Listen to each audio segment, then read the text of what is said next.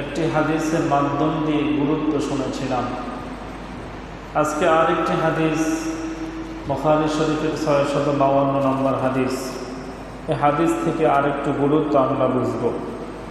রাসূলুল্লাহ সাল্লাল্লাহু আলাইহি ওয়াসাল্লাম হাদিসে পাকের মাঝে বলেন, লাউ ইয়ালামুনা মা ফিত তাহজিরি লাস্তাবিকু ইলাল্লাহ। জোহরের নামাজের কি ফায়দা, তবে মানুষ যদি জানতো প্রতিযোগিতা করে নামাজ উপস্থিত হয়ে যেত। আল্লাহর হাবিব সাল্লাল্লাহু আলাইহি ওয়াসাল্লাম বললেন, লাউ ইয়ালামুনা, যদি জানতো কে মানুষ কি সম্পর্কে, মা ফিত তাহজির, জোহরের নামাজ সম্পর্কে, লাস্তাবিকু ইলাল্লাহ, তাহলে তারা প্রতিযোগিতা করে নামাজে অংশগ্রহণ করত। তাহলে জোহরের নামাজ এটা একটা গুরুত্বপূর্ণ এবং আমাদের দুনিয়া আখিরাত উভয় জাহানের জন্য বিশাল বড় একটা পুঁজি। এই নামাজের অনেক ফজিলত, যেজন্য আল্লাহর হাবিব সাল্লাল্লাহু আলাইহি ওয়াসাল্লাম আশ্চর্যভাবে সাহাবী কারামকে কথাটা বললেন, যদি জানতো তাহলে মানুষ প্রতিযোগিতা করে মসজিদে নামাজের জন্য অংশগ্রহণ করত। এরপর আল্লাহর হাবিব সাল্লাল্লাহু আলাইহি ওয়াসাল্লাম ফজরের নামাজের আগে 2 রাকাত সুন্নতের কত দাম, এই সম্পর্কে আল্লাহর হাবিব সাল্লাল্লাহু আলাইহি ওয়াসাল্লাম হাদিসে পাকের মাঝে বলেন, রাকাতাল ফজরি আহাব্বু ইলাইয়া মিনাদ দুনিয়া ওয়া মা ফিহা। ফজরের নামাজের আগে যে 2 রাকাত সুন্নাত আছে, দুনিয়ার মধ্যে যা কিছু আছে সব কিছুর চাইতে এই 2 রাকাত সুন্নত আল্লাহ তাআলার কাছে সবচেয়ে বেশি দামি। সুবহানাল্লাহ। আল্লাহর হাবিব বলেন, রাকাতাল ফজরি, ফজরের নামাজের 2 রাকাত সুন্নত, আহাব্বু ইলাইয়া, আল্লাহ তাআলার কাছে বেশি প্রিয়, মিনাদ দুনিয়া ওয়া মা ফিহা, এই দুনিয়ার মাঝে যা কিছু আছে তার চাইতে বেশি। সুবহানাল্লাহ। তো এখান থেকে একটু মনোযোগ দিয়ে শোনা দরকার, বোঝাও দরকার। ফজরের নামাজের 2 রাকাত সুন্নতের যদি এত দাম হয়, তো ফজরের নামাজের 2 রাকাত ফরজের দাম কেমন হয়? 2 রাকাত সুন্নত যদি আল্লাহ তাআলার কাছে দুনিয়ার সব কিছুর চাইতে বেশি দামি এবং প্রিয় হতে পারে, তো 2 রাকাত ফরজ ফজরের নামাজের কতটা দামি হতে পারে।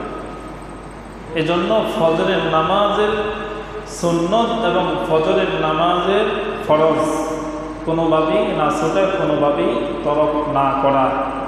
কারণ ফজরের নামাজ ছুটে যাওয়া মানে সারাদিনের বরকত থেকে বঞ্চিত হওয়া, আল্লাহর পক্ষ থেকে রহমত থেকে বঞ্চিত হওয়া, দুনিয়া সারাদিন সকাল থেকে সন্ধ্যা পর্যন্ত আল্লাহর রহমত থেকে বঞ্চিত হওয়া, সকল ধরনের সফলতা কল্যাণ থেকে বঞ্চিত হওয়া, শুধু সকাল থেকে সন্ধ্যা পর্যন্ত সকল কাজে তার ব্যর্থতাই নিয়ে আসা একমাত্র কারণেই হবে ফজরের নামাজকে ছেড়ে দেওয়া। সুবহানাল্লাহ। সেজন্য ফজরের নামাজ অনেক দামি, এটাকে অবশ্যই ছাড়া যাবে না। আমি আসছি মসজিদে, কিন্তু নামাজে ইমাম সাহেব দাঁড়ায় গেছেন, জামাত শুরু হয়ে গেছে।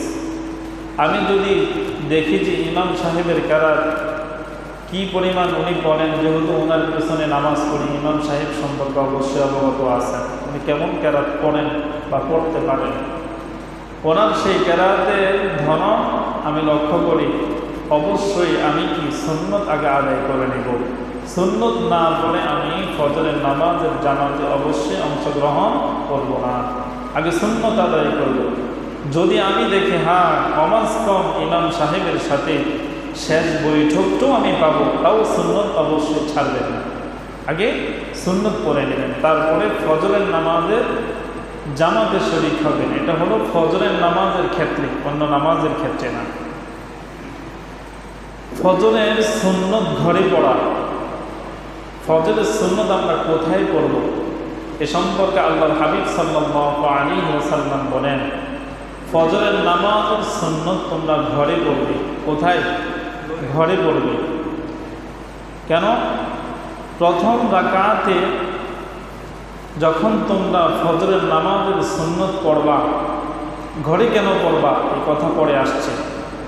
আর যখন ফজরের নামাজের সুন্নত পড়ব, প্রথম রাকাতে আমরা সূরাতুল কাফিরুন, কুল ইয়া আইয়ুহাল কাফিরুন এই সূরা পড়ব। দ্বিতীয় রাকাতে আমরা সূরাতুল ইখলাস, অর্থাৎ যে সূরাকে আপনারা কুল হুয়াল্লাহ সূরা নামে পরিচিত, আসলে সূরাটার নাম কুল হুয়াল্লাহ না, সূরার নাম সূরাতুল ইখলাস, কুল হুয়াল্লাহু আহাদ, এই সূরা আমরা দ্বিতীয় রাকাতে পড়ব। আর যদি পারেন সূরাতুল বাকারার 136 নম্বর আয়াত প্রথম রাকাতে পড়বেন, দ্বিতীয় রাকাতে সূরাতুল আলে ইমরানের 64 নম্বর আয়াতে কারিমা পড়বেন যারা এগুলো পারেন। আর যদি না পারেন মুখস্থ করে নেওয়া অবশ্যই আমাদের দরকার, এগুলো অনেক বরকতি জিনিস। মুসলিম শরীফের বর্ণনায় আসছে রাসূলুল্লাহ সাল্লাল্লাহু আলাইহি ওয়াসাল্লাম মসজিদে আসলেন, আর এক লোককে ফজরের সুন্নতের প্রথম রাকাতে সূরাতুল কাফিরুন পড়তে শুনলেন।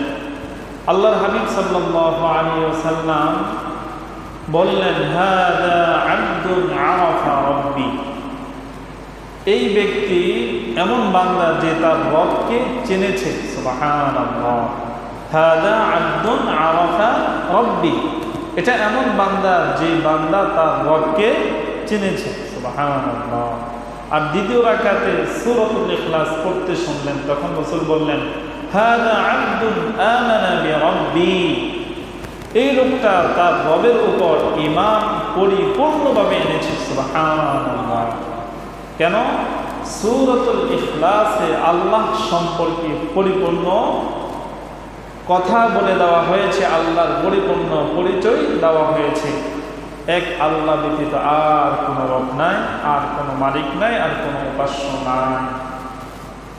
কুল ইয়া আইয়ুহাল কাফিরুন সূরার মাঝেও ইবাদত কার হবে, কার ইবাদত করতে হবে, সেখানেও সুন্দর সুবিস্তারিত আল্লাহ তাআলা বলে দিয়েছেন।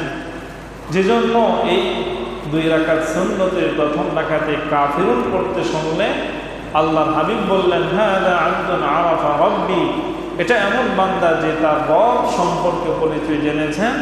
আর দ্বিতীয় রাকাতে সূরাতুল ইখলাস পড়তে শুনে আল্লাহর হাবিব বললেন, হাদা আবদুন আমানা বিরাব্বি, এটা এমন বান্দা যে বান্দা তার রবের উপর পরিপূর্ণভাবে ঈমান এনেছেন। সুবহানাল্লাহ। এজন্য আমরা এই সূরা দুইটা তো কমাস কম মোটামুটি সবাই পারি। ফজরের নামাজের দুই রাকাত সুন্নতে মহিলা পুরুষ আমরা সকলেই, যাদের উপর নামাজ ফরজ হয়ে গেছে প্রাপ্তবয়স্ক এবং অপ্রাপ্তবয়স্ক যে সন্তান আছে, আমরা তাদেরকেও শিক্ষা দিব।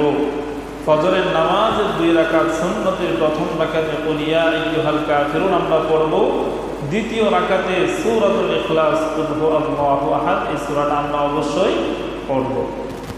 সুন্নত পড়ার পর যদি আমার সময় থাকে, সুন্নত পড়ার পর যদি আমার হাতে সময় থাকে, রাসূলুল্লাহ সাল্লাল্লাহু আলাইহি ওয়াসাল্লাম এই দোয়াটা পড়তেন, এই দোয়াটা করতেন, সাহাবায়ে কেরামও পড়তেন, আমাদেরকেও সেই দোয়া পড়তে বলছেন এবং পড়তে বলছেন। দোয়াটা কি?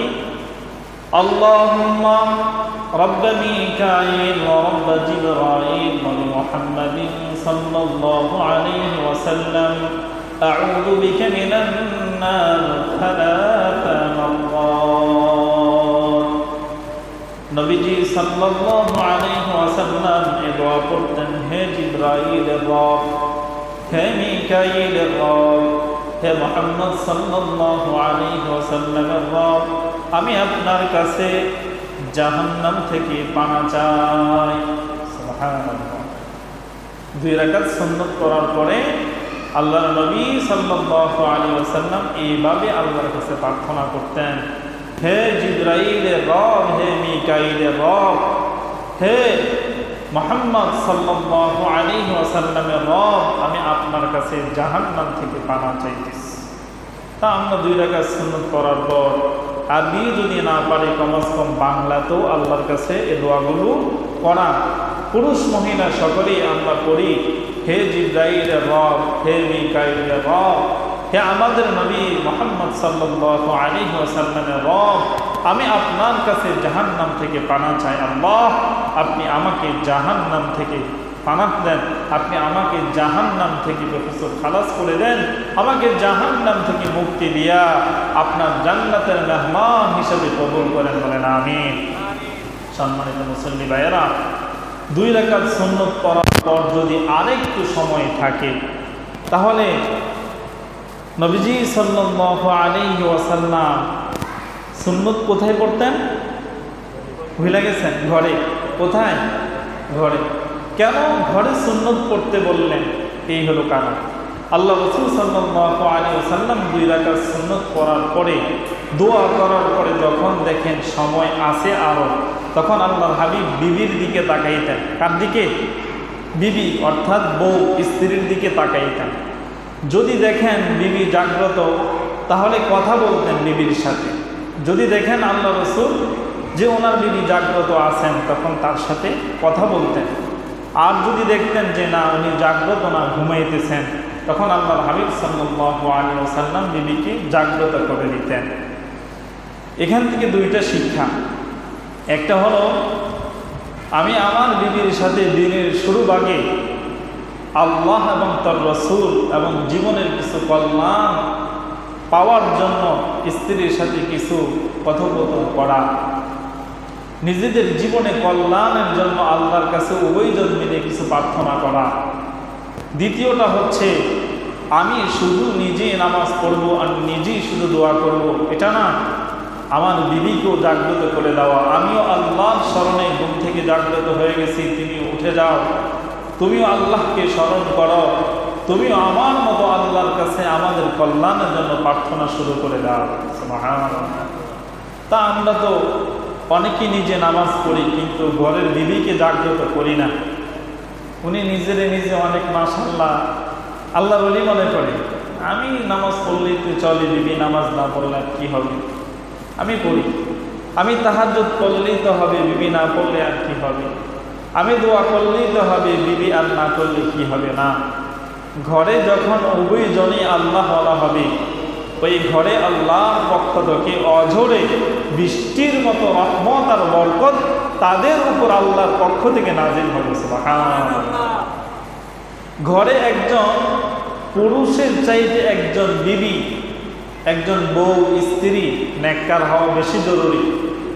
তার কারণ ঘরের বউ যদি আল্লাহ বলা হয়, নেককার বিবি হয়, ওই ঘরে একজন স্বামী যদি বদকার হয় তাহলে ওই বউয়ের স্ত্রীর মাধ্যমে ওই স্বামীকে হেদায়েতের দিকে আনা সহজ। কিন্তু স্বামী যদি নেককার হয়, বউ যদি বদকার হয়ে যায়, এটা একটু কঠিন হয়ে যায়। কেন? বর্তমান সময়ে নারীরা একটু কথা কমই শুনে, নারীরা একটু কথা কমই শুনতে চায়। ওয়াজ নসিহত করলে পরে তুমি তো দেখা যায় মসজিদের ইমাম সাহেব হয়ে গেছে, আরও কত কিছু শোনায়, ঠিক না? তো এই জন্য আমরা যখনই ঘুম থেকে জাগ্রত হই, আমরা হওয়ার পর যদি তাহাজ্জুদের সময় থেকে উভয়জন তাহাজ্জুদ পড়ব, এরপরে আমরা আল্লাহর কাছে কান্নাকাটি করব, দোয়া করব। তারপর ফজরের নামাজ কমাস কম যদি তাহাজ্জুদ নাও পড়তে পারি, এমন একটা সময় হাতে নিয়ে ঘুম থেকে উঠে যায়, ফজরে 2 রাকাত সুন্নত ঘরে পড়ি, পড়ার পর সময় থাকলে দোয়া করি, তারপর বিবির দিকে তাকাই, জাগ্রত থাকতে তার সাথে কিছু কথা বলি। আর যদি সে ঘুমে থাকে, তাকে ঘুম থেকে জাগ্রত করে আল্লাহর স্মরণে তাকে আমি মগ্ন করে দিই, আমি আল্লাহর ঘরের দিকে রওনা হয়ে যাই ফজরের নামাজ জামাতের সাথে আদায় করার জন্য। এটা হলো আল্লাহ রাসূলের সুন্নাহ। এই জন্যই আল্লাহ রাসূল বলছেন, ফরজগুলো তোমরা ঘরে আদায় করো না, ফরজ তোমরা আল্লাহর ঘর মসজিদে আদায় করো, আর সুন্নত আর নফলগুলো তোমরা তোমাদের ঘরের মাঝে আদায় করো। কেন? তোমরা তোমাদের ঘরগুলোকে কবর বানায়ো না। তার কারণ কবরস্থানে সেজদা করা যায় না, মাজারে সেজদা করা যায় না। তোমার ঘরও যদি এরকম সেজদাবিহীন হয় তাহলে এটা কবরের মতো হয়ে যাবে। অতএব তোমার ঘরকে তুমি কবর বানায়ো না, ওই ঘরের মাঝেও তুমি সেজদা দাও, ওই ঘরের মাঝেও বরকতি কিছু কাজ করো, যাতে সেই কাজের কারণে এই ঘরের মাঝে আল্লাহর পক্ষ থেকে তোমাদের উপর রহমত আর বরকত আসে। সুবহানাল্লাহ। সম্মানিত মুসল্লি ভাইয়েরা, আল্লাহ নবী ওনার স্ত্রী হযরতে আম্মাজান আয়েশা সিদ্দিকা রাদিয়াল্লাহু তাআলা আনহা বলেন, ফাইন কুনতা মুস্তাইকিজান, রাসূল যদি আমাকে জাগ্রত দেখতেন, হাদ্দিসিনি, তাহলে তিনি আমার সাথে কথা বলতেন। ওয়াইন কুনতা নাঈমান আইকাযানি, আর যদি দেখতেন আমি ঘুমান্ত আছি আমাকে জাগ্রত করে দিতেন। আরেকটি সুন্নতের কথা বলি, আম্মা জান আয়েশা সিদ্দিকা রাদিয়াল্লাহু তাআলা আনহা বলেন, ইন কাযা আলা শাত্তিহিল আইমান, একটু কায়েদ হয়ে আল্লাহ রাসূল সাল্লাল্লাহু আলাইহি ওয়াসাল্লাম সুন্নত পড়ার পর শুইতেন। যখন সুন্নত পড়ে দেখতেন অনেকটা সময় আরও বাকি আছে, এরপর আল্লাহর হাবিব সাল্লাল্লাহু আলাইহি ওয়াসাল্লাম বিবির সাথে একটু কায়েদ হয়ে এইভাবে শুইতেন। এরপরে দুইজন মিলে অনেক কথা বলতেন। এইখান থেকে একটু অনুমান করা যায় আল্লাহ রাসূল কতটুকু সময় নিয়ে ফজরের কতটুকু আগে জাগ্রত হইতেন, তাহাজ্জুদ পড়তেন, আল্লাহর জিকির করতেন, কান্নাকাটি করতেন, এরপর ফজরের 2 রাকাত সুন্নত পড়তেন, এরপর দোয়া করতেন, আবারও বিবির সাথে কথা বলতেন, আবার একটু কায়েদ হয়ে শুইতেন। কতটুকু সময়ের প্রয়োজন! আল্লাহু আকবার। যে নবীর আগেও কোনো গুনাহ নাই, পরেও কোনো গুনাহ নাই, ওই নবী আল্লাহকে রাজি আর খুশি করার জন্য যদি ফজরের এতটুকু আগে উঠতে পারেন, আমাদের কতটুকু আগে ওঠা দরকার? এখান থেকে এই শিক্ষাটা দ্বিতীয় শিক্ষা। আপনি যদি ফজরের নামাজের আগে সুন্নত পড়তে না পারেন তাহলে কি করবেন? অনেক সময় আমরা এমন একটা সময় আসি তাড়াহুড়া করে, হুজুরও দ্বিতীয় রাকাতে এমনভাবে কেরাত শেষ পর্যায়ে, এখন যদি সুন্নত পড়তে যাই জামাতে আমার হাত ছাড়া হয়ে যাবে, এই মুহূর্তে তার সুন্নত পড়তে পারলাম না। এখন আল্লাহ রাসূল সাল্লাল্লাহু আলাইহি ওয়াসাল্লাম কি বলেন? قال رسول الله صلى الله عليه وسلم لا صلاة قبل الفجر إن تطلع الشام ولا صلاة قبل العصر أن تغيب الشام। ফজরের নামাজ পড়ার পর আর কোনো নামাজ নাই সূর্য ওঠার আগ পর্যন্ত।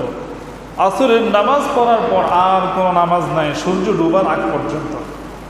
এখান থেকে একটা জিনিস মনে রাখতে হবে, ফজরের নামাজ পড়ার পর সূর্য উদয় হওয়ার আগ মুহূর্ত পর্যন্ত আর কোনো নামাজে পড়া যায় না। ফজরের নামাজ তো পড়ে ফেলছি, এরপর আর কোনো নফল সুন্নত আর কিছু করতে পারবেন না। কতক্ষণ? সূর্য যতক্ষণ না পর্যন্ত উঠবে। এখন এই সূর্যটা উঠতে কতটুকু সময় লাগে? বর্তমান বিজ্ঞানসম্মত অনুযায়ী সময়সীমা হচ্ছে 25 মিনিট। কয় মিনিট? ফজরের নামাজ এর অক্ত শেষ হওয়ার পর সূর্য এক ডাং অর্থাৎ এক হাত উপরে ওঠা পর্যন্ত সময় লাগে মাত্র 25 মিনিট। ফজরের নামাজ পড়ার পর 25 মিনিট পর্যন্ত আপনি সকল সুন্নত নফল কাজ থেকে বিরত থাকবেন। এগুলো যখন সূর্য উদয় হবে তখন আপনি কি এই ধরনের নামাজ পড়বেন, এর আগে পড়বেন না। কেন? এর আগে পড়লে আপনি শিরিকের কাজে যুক্ত হবেন। কেন? ওই সময় সূর্য যখন উদিত হয় মিস্টার ইবলিস এই সূর্যের সামনে এইভাবে 2 পাও ছড়ায়া এইভাবে দাঁড়ায়া থাকে। নিষিদ্ধ হারাম সময় এটা। এ সময় যদি কেউ সিজদা করে শয়তানকে সিজদা করা হয়, নাউজুবিল্লাহ। এজন্য সূর্য উদয় হওয়ার আগ মুহূর্ত পর্যন্ত ফজরের নামাজ পড়ার পর আমরা আর কোনো নামাজ পড়ব না। যখন সূর্য উদয় হয়ে গেছে তখন আমরা কি আবার এশাক নামাজ, তাশতের নামাজ, দোহান নামাজ এগুলো পড়ব। তাহলে সুন্নত পড়বেন এখন কোন সময়? সুন্নত পড়ার তো সময় পেলাম না। হ্যাঁ, সূর্য যখন উদয় হয়ে যাবে তারপর আপনি এই ফজরের নামাজের 2 রাকাত সুন্নত কাজা করে নেবেন। মনে থাকবে তো ইনশাআল্লাহ? ফজরের নামাজের সুন্নত কিন্তু কাজা করতে হবে। ফজরের নামাজের ফরজ যেমন কাজা করতে হয়, ফজরের নামাজের 2 রাকাত সুন্নত কি করতে হয়? কাজা করতে হয়। কেন? রাকাতাল ফাজরি আহাব্বু ইলাইয়া মিনাদ দুনিয়া ওয়া মা ফিহা। এই ফজরের নামাজের 2 রাকাত সুন্নত এটা আল্লাহর কাছে এতটা বেশি দামি, এই পৃথিবীতে যা আছে সব কিছুর চাইতে 2 রাকাত ফজরের নামাজের সুন্নতের দাম আল্লাহর কাছে তত বেশি। সুবহানাল্লাহ। এজন্য এই 2 রাকাত সুন্নত ফজরের নামাজের কি কাজা আদায় করতে হবে। এখন মুসলিম শরীফের বর্ণনা রাসূলুল্লাহ সাল্লাল্লাহু আলাইহি ওয়াসাল্লাম বলেন, মাল্লান ইউসবি রাকাতাল ফজরি ক্বাবলা ইউসাল্লিহা রানা তাতলু আশ-শামস। ফজরের সুন্নত যে আগে পড়তে না পারে সে সূর্য ওঠার পর পড়ে। এটা কতক্ষণ পর সময় বলে দিছি। এখন আল্লাহর হাবিব সাল্লাল্লাহু আলাইহি ওয়াসাল্লাম আমাদেরকে বলতেছেন, এই যে জোহরের নামাজে কি কল্যাণ আছে, কি ফাজেল আছে, এটা জানলে আমরা প্রতিযোগিতার সাথে মসজিদে আসতাম। ফজরের নামাজের সুন্নত পড়লে কি পাবো আর এটা কত দাম, এটাও আল্লাহর হাবিব সাল্লাল্লাহু আলাইহি ওয়াসাল্লাম বলছেন। এখন যদি জোহরের নামাজ পড়ি, ফজরের নামাজ পড়ি এবং ফজরের নামাজের সুন্নত পড়ি, নামাজের পাবন্দি আমরা ঠিক মতো করি, তাহলে এই দুইটা হাদিসের প্রাসঙ্গিক কথাটা দেখেন কত দামি। রাসূল সাল্লাল্লাহু আলাইহি ওয়াসাল্লাম এটাও হাদিসের মাঝে বলেন, যারা ফজরের নামাজ, জোহরের নামাজ, পাঁচ ওয়াক্ত নামাজ ঠিক মতো পড়বে, এ মানুষগুলো যেদিন মৃত্যুবরণ করবে, যেদিন ঘুমাইতেছেন আপনারা, এই মানুষগুলো যেদিন কি বরণ করবে, মৃত্যুবরণ করবে, তাদের মৌতটা কেমন হবে? মর্জিন সাহেব পানি গ্লাসটা দেন দেখতে।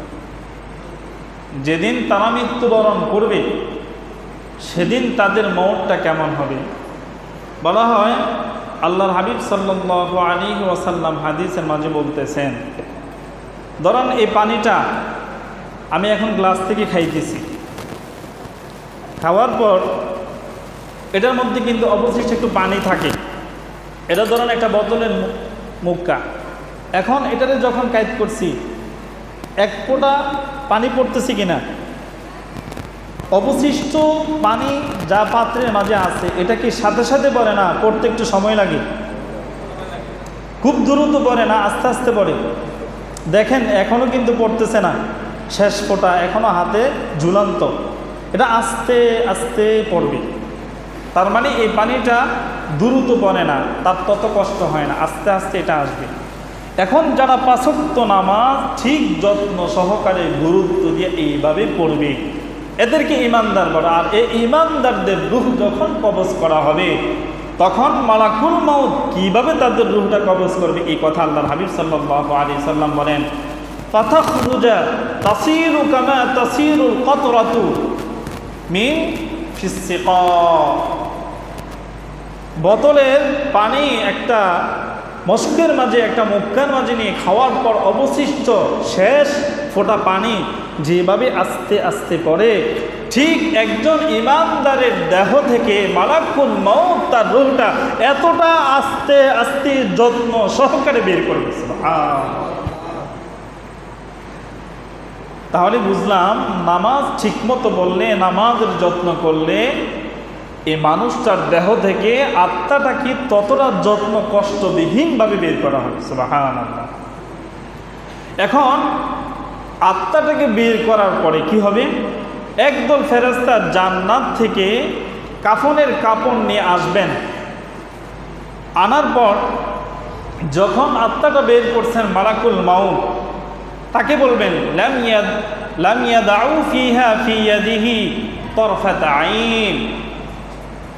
আত্মাটা দেহ থেকে ঈমানদার ব্যক্তির বের করার পর চোখের পলক সময় তারা দেরি করবে না।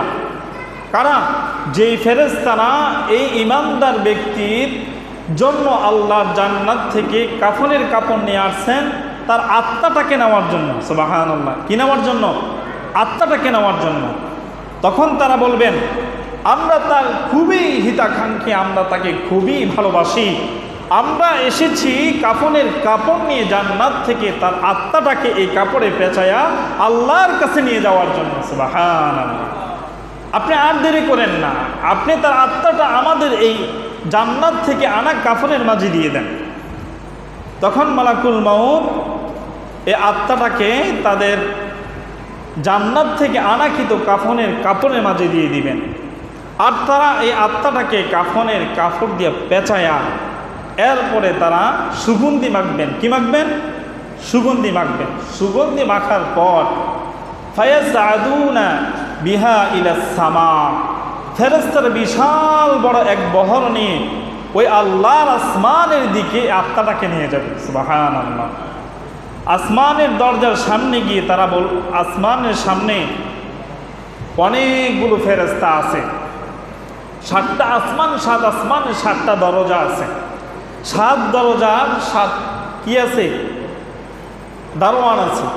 এই দারোয়ান যারা ফেরেশতা এই দরজার সামনে অপেক্ষা করতেছেন, তাদের কাছে যাওয়ার পর আত্মা নিয়ে আগত সেই ফেরেশতাদেরকে দারওয়ান ফেরেশতারা বলবেন, মা হাযা রূহুত তাইয়্যিব, এই পবিত্র আত্মা কার? তাকে নিয়ে তোমরা কোথায় যাও? সুবহানাল্লাহ, এই পবিত্র আত্মা কার? তাকে নিয়ে তোমরা কোথায় যাও? আত্মা বহনকারী ফেরেশতা বলবেন, ফুলান ইবনে ফুলান, এটা হলো অমুক গ্রামের, অমুক রাষ্ট্রের, অমুক ব্যক্তির ছেলে, অমুকের আত্মা। সুবহানাল্লাহ। আল্লাহর হাবিব বলেন, যে সন্তানের আত্মাটা নিয়ে যাচ্ছে, ওই সন্তানের নাম বলার আগে তার বাবার নাম, তার বাবার পরিচয় আগে ফেরেশতাদের কাছে দেওয়া হবে। সুবহানাল্লাহ। ওখানে যদি বাবার নামটা পরিচয় দেওয়া হয়, ওই সন্তান জান্নাতি মানে বাবাও জান্নাতি। সুবহানাল্লাহ। এজন্য আল্লাহ হাবিব বলছেন, তোমরা আল্লাহর কাছে এখানে আরেকটা দোয়া করা, আল্লাহ যেদিন আমার রূহটাকে কবজ করা হবে, জান্নাত থেকে আনিত ফেরেশতার কাফনের মাঝে আমার রূহটাকে যাতে আল্লাহর দরবারে নেওয়া হয়, আর এমন অবস্থায় যাতে আমার এবং আমার বাবার নামটা সেদিন উচ্চারণ করা হয় যেমন অবস্থায় বাবা সন্তান উভয়জন ঈমানদার। সুবহানাল্লাহ। এখন এই নামটা যে এখানে নেবেন, কোন নামটা নেবেন? আমরা তো নাম রাখার ক্ষেত্রে বর্তমান সময়ে ডিজিটাল নাম রাখি, নানটু, সল্টু, বল্টু, আর কত ধরনের নাম। ইসলামিক সুন্দর নাম আমরা রাখি না। ইসলামী সুন্দর নাম রাখা যে আমাদের অপরিহার্য। এখান থেকে আল্লাহ রাসূল সাল্লাল্লাহু আলাইহি ওয়াসাল্লাম বলেন, ফেরেশতাদেরকে যখন জিজ্ঞাসা করা হবে দারওয়ান ফেরেশতারা যে এটা কে, কার এই পবিত্র আত্মা নিয়ে তোমরা কোথায় যাও, তখন বিসসামাই বিহিল্লাযী কানু ইউসাম্মুনা বিহা ফিদ দুনিয়া, আত্মা বহনকারী ফেরেশতারা তার দুনিয়াতে ওই সুন্দর নামটাই বলবেন যে সুন্দর নাম নিয়ে পৃথিবীবাসী তাকে ডাকতো। সুবহানাল্লাহ।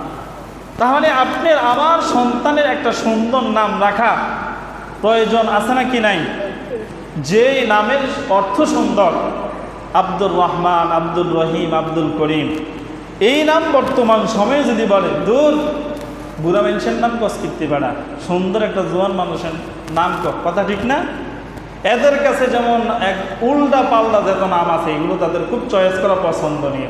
ওই দিন তো আপনার পরিচয় দিতে পারবে না, ফেরেশতা লজ্জায় নামও বলবে না। আহ, কি দুঃখ, আফসোস, কোন জায়গায় প্রশংসা থেকে বঞ্চিত হচ্ছে চিন্তা করছেন? এজন্য আমরা আমাদের সন্তানদের সুন্দর অর্থবহ নাম রাখবো তো ইনশাআল্লাহ। এরপরে সুন্দর নাম যখন বলবে, ইমানদারের আত্মাটা বের করার পর, সেখানে তার পরিচয় দেওয়ার পর, এখন ফেরেশতারা এখানে আরেকটা ঘটনা আল্লাহ তাআলা ঘটিয়ে ফেলবেন। কি?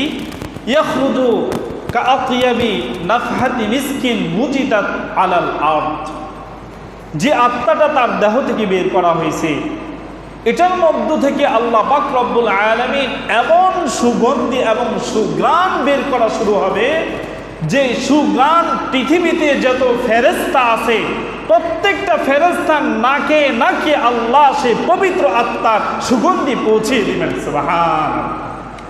আপনি যদি একটা ভালো ঈমানদার হন, আপনার আত্মাটা দেহ থেকে বের হওয়ার পরে এটাকে গোসল করানো হয় না, এখনো গোসল করার প্রয়োজন নাই, এটা পবিত্র আত্মা। এটাকে নিয়ে যখন আল্লাহর দরবারের দিকে আগমন শুরু করে রূহটা নেওয়ার পর পরেই সেই পবিত্র আত্মা থেকে এমন সুগন্ধি ছড়ে, যে সুগন্ধিটা সর্বপ্রথম পৃথিবীতে থাকা প্রত্যেকটা ফেরেশতার নাকে নাকে আল্লাহ আগেই পৌঁছে যান। সুবহানাল্লাহ। তখন ফেরেশতারা এই বান্দাকে নিয়ে আলোচনা সমালোচনা করতে থাকে, এটা কার এত সুন্দর পবিত্র আত্মা, যার এই আত্মা থেকে এত সুঘ্রাণ বের হচ্ছে, এটা আল্লাহর কাছে জানি কত দামি। তখন বলবে, আমার কাছে দাও, আমার কাছে দাও, আমার কাছে দাও, আমার কাছে দাও, এই আত্মা আমি বহন করবে, আত্মা আমি নিতে চাই। যে আত্মাটা বহনকারী ফেরেশতারা নিয়ে যাচ্ছেন, তখন তারা বলবেন, ফায়াস্তাফতিহুনা, তোমরা দরজাগুলো তাড়াতাড়ি খুলে দাও। তারা আত্মা নিয়ে উপরে উঠে যাবেন, আর তাদের পিছনে পিছনে অন্য ফেরেশতারা এই আত্মাকে স্বাগতম জানাইতে জানাইতে অপর আকাশের দরজা পর্যন্ত পৌঁছিয়ে দিবেন। সুবহানাল্লাহ। সম্মানিত মুসল্লি ভাইয়েরা, দেখেন ইমানদার আর নামাজি ব্যক্তির আত্মা মাত্র বের হয়েছে, তার কত আদর আপ্যায়ন এবং কত তার সম্মান আল্লাহ তাআলা দেখাইতেছেন। ইলাস সামাইল্লাতী তালিহা, প্রত্যেক আসমানের ফেরেশতা তাকে স্বাগতম জানাইতে জানাইতে আল্লাহ তাআলার ইলাস সামাই সাবিআ, আল্লাহ সপ্তম আকাশ পর্যন্ত সে আত্মাকে পৌঁছিয়ে দিবেন। সুবহানাল্লাহ। সেখানে যাওয়ার পর আল্লাহ পাক রব্বুল আলামিন ফেরেশতাদেরকে বলবেন, উকতুবু কিতাব আবদি ফি ইল্লিয়িন। ফেরেশতারা তার সকল আমল নামাটা ইল্লিয়িন নামক একটা জগৎ আছে, সেই জগতের মধ্যে লিপিবদ্ধ করে দাও। আল্লাহর হাবিব সাল্লাল্লাহু আলাইহি ওয়াসাল্লাম বলেন, তোমরা এই দোয়াটাও করো, আল্লাহ আমার পবিত্র আত্মা আল্লাহর কাছে নেওয়ার পর আল্লাহ যাতে এই কথাটা বলেন, এই পবিত্র আত্মার সকল আমল নামা ইল্লিয়িনের মধ্যে লিপিবদ্ধ করে দেন, বলেন আমিন। তারপর আল্লাহ বলবেন, এখন একটা কাজ করো তোমরা, কি? তার আত্মাটাকে নিয়ে যাও, আইদুহা ইলাল আরদ। কোথায়? আল্লাহ জমিনে। কেন? কবরের মাঝে নিয়ে যাও। কেন? কবরের মাঝে নেওয়ার পর ফায়াতিয়ানিহি মালাকা, সেখানে দুইজন ফেরেশতা আসবে। আসার পর তারা তাকে সুন্দরভাবে বসাবে। একটু রাগ করেন না, অনেকে বোঝানোর উদ্দেশ্যে বলি, আমি বানাই কিছু বলি না, আল্লাহর কসম করে বলি, আমি এখানে যতগুলো বয়ান করি আমি এক আল্লাহর ছাড়া আর কারো ভয় করি না। কেন? আমি আপনাদের শত্রু না, আপনাদের পরম বন্ধু। আপনারা হয়তো এখানে রাগ গুসা করতে পারেন, হুজুর এটা কেন বলে? আমি একমাত্র আল্লাহ রসুল হুবাহু যে শব্দ বলছেন আমি এটাই বলি। বিশ্বাস না হলে এখানে হাদিসের কিতাব আছে, নিয়ে দেখতে পারেন।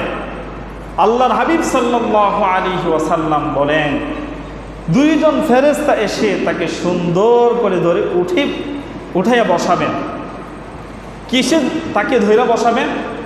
দৃশ্যমান আল্লাহর হাবিব সাল্লাল্লাহু আলাইহি ওয়াসাল্লামের এই দাড়ি মোবারক ধরে বড় যত্ন আর আদর, বড় সম্মানের সাথে এইভাবে দাড়িগুলো ধরে তাকে সুন্দর করে বসাবে। সুবহানাল্লাহ বলবেন না?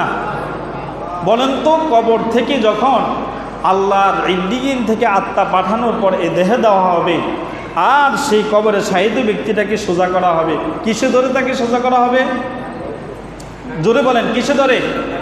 আর যদি আপনার আমার দাড়ি না থাকে তাহলে কিসে ধরে উঠাইব? এটা আমি বলতাম না, বললে আপনারা রাগ করবেন। নিজেরা অনুমান করেন।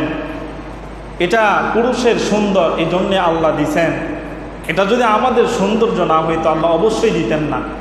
আল্লাহ আমাদের চাইতে বেশি জানেন, আল্লাহ আমাদের রব সৃষ্টিকর্তা। এটাতেই পুরুষের সুন্দর, এই জন্য আল্লাহ এটা দিছেন। এটা আর বাবা কাইটান না, ভাই আর কাইটান না। এটা এখানে দাড়িতে পোজ দেওয়া মানে আল্লাহ রসুলের কলিজায় পোজ দেওয়া। নাউযুবিল্লাহ। আল্লাহ পাক রব্বুল আলামিন সকলকে আমল করার তৌফিক দেন, বলেন আমিন। সর্বশেষ উঠানোর পর তাকে জিজ্ঞাসা করা হবে, মা রব্বুক, তোমার রব কে?